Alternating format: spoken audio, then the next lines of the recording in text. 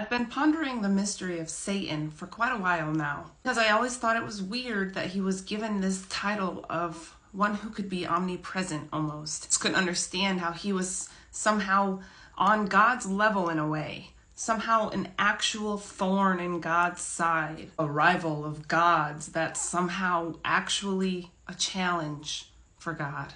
I just always had trouble with that. In Genesis, when talking about the fall of Adam and Eve in the garden, it says the serpent was more crafty than any of the wild animals the Lord God had made. Cursed are you above all livestock and all wild animals. You will crawl on your belly and you will eat dust all the days of your life.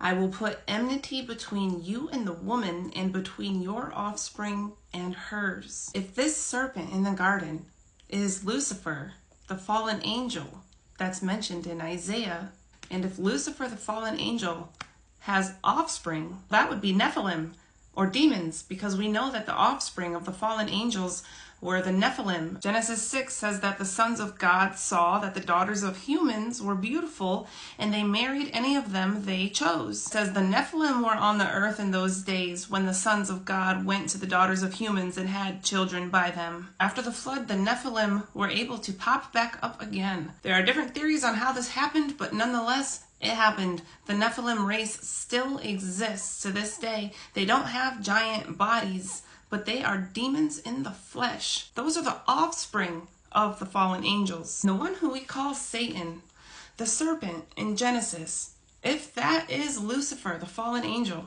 I believe he would have been imprisoned with the rest of the fallen angels. As mentioned in Jude, God did not spare angels when they sinned, but he bound them in chains of darkness. In Isaiah, it says Lucifer was brought down to the realm of the dead.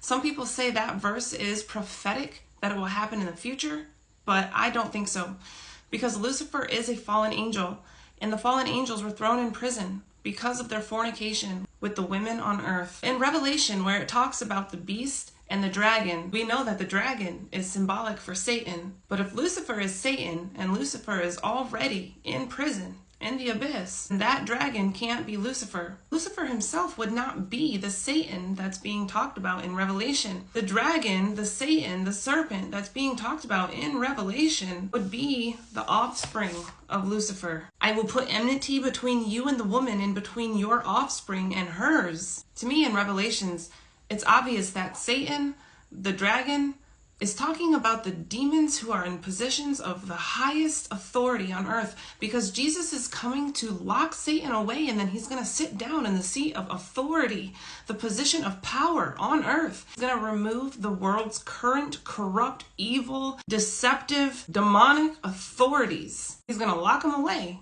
and he's going to sit in that seat for 1,000 years. So I don't know how many offspring Satan or Lucifer, the original Satan, actually has, but I imagine that the bloodline that stems from the serpent from the garden is the very bloodline that controls the entire world, controls every system on earth, from financial to military, governmental, education, media, and programming. They control everything.